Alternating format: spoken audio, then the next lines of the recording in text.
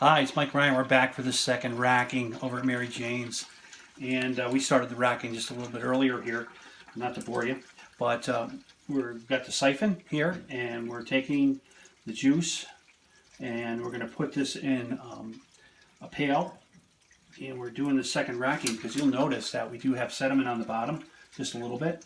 What I'm trying to do is get all the clear wine first, and you'll see in just a second. This was sitting for about a month or so, and when that sits, it gets a little bit of sediment on the bottom, and it clears up. And when that clears up, you do the next racking. So you'll notice, Mary, if you get a little closer, see the sediment on the bottom, on the other side of the pail? Yeah. That is almost done, and I just want to make sure that, see, okay, yeah, when you get really close to the sediment, I try to stop and leave that in the container, the carboy, and then we're going to rinse that out, and we're going to put the beet right in there too and clean this. So what we did, obviously, is siphon from the carboy into the bucket. That's full, and how do you like that? That's the sediment part. It's not going to kill you, but you know what? We always do that to re-rack, to make sure that we have really good wine. But that's normal. You see that on the bottle. And we're going to rinse out real good.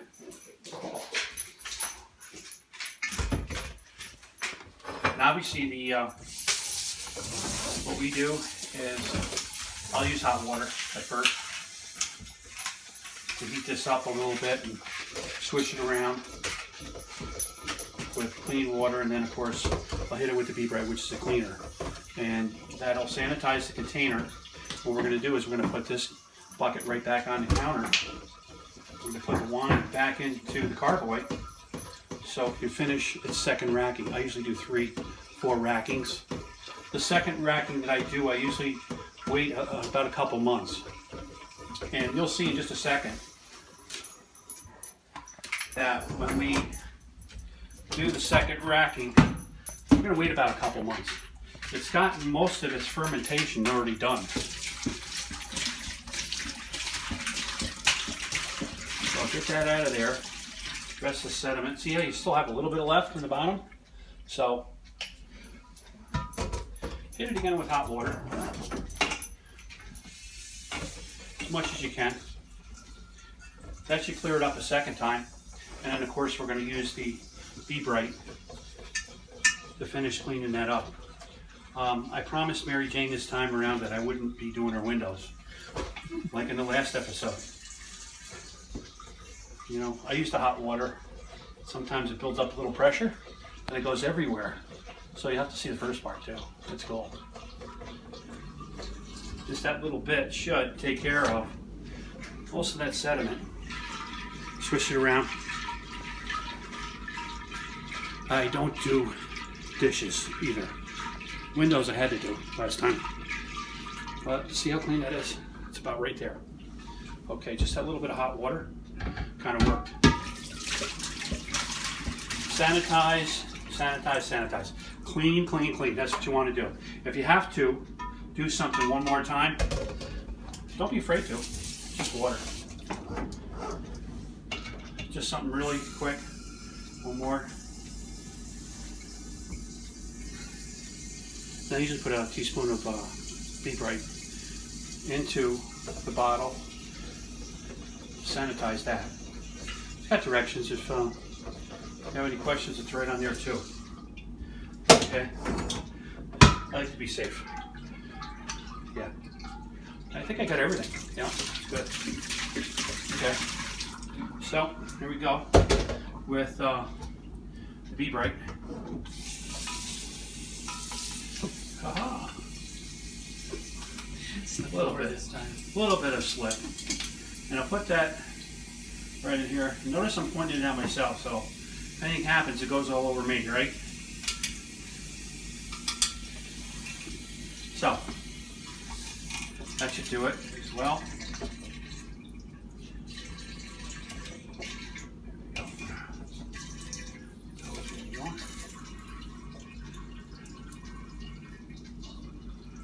they'll work even better.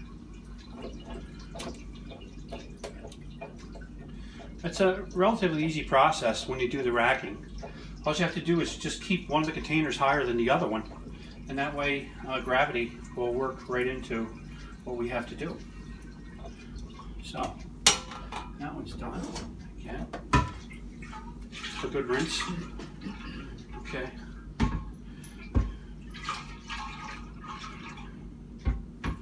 Got to be awful careful because this glass is very slippery. I've had people tell me that they've had issues where it just slipped right out of their hands and they've lost the wine. So if you do have a milk crate, sometimes it's a lot easier to use with a milk crate because it's got handles, and sometimes you have a buddy that helps you to handle the other side, and you can get that up on the counter like my friend Mirlash helped me out with today. So that should be good. The sediment came off really well, and that sediment was only there for about a month. So I think we're pretty good. Yep. A little quick rinse, another one back and forth. Okay. That is spotless. You wouldn't even know you had sediment in it. So I'm going to do it this over here for just a second. Okay, obviously we have our bucket of juice here. That's from California. We're doing Pinot Grigio today. So, Mara, if you can hold that hose right over here. I want to just make sure I get that in there. Tell me when it's coming. I don't want to end up with a face fall. But it should have a little kick to it too. It's definitely got some alcohol in it. Let me know when it's coming. Now. Perfect timing. There you go. When you have help doing that, you don't drink a half a glass. So this will, Mara's putting the hose in down the pail because it's right about here. And when we get to the bottom, we're going to finish up as much as we possibly can into here. And what I also want to do is cut the distance to where I had the last racking. So we're going to add a little bit of Pinot Grigio to the Pinot Grigio. You can use other wines if you like too.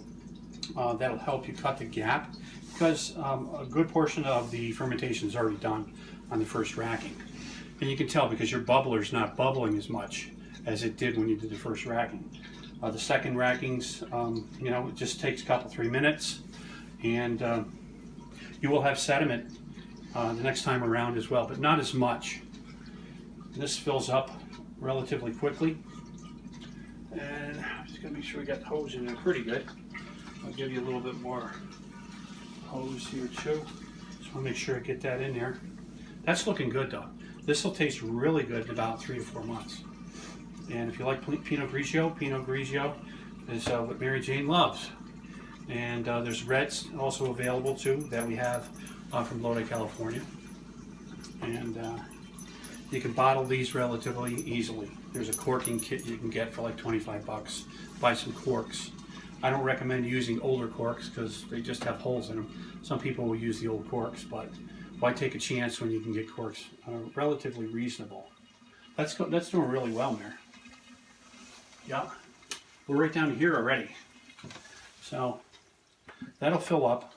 And now it should come to right in through here. And what I'm going to do is add a little bit of wine, another half the distance to like where the top is. This is the shoulder of the bottle. And that's where we had the first racking, right at the shoulder. So we're going to give it 50% more wine, and it won't hurt it at all. And the flavor will stay the same. Sometimes if you use reds, like you're using Merlots or Cabernet Sauvignons, you can also put other red wines in there as well. It doesn't have to be exactly the same thing. You can use Carlo Rossi if you want. It's a little bit of a cheaper wine if you have to just fill up a little bit. And it shouldn't wreck the flavor at all. And I have a very good buddy. And you know what? You might get a sip of wine too if you're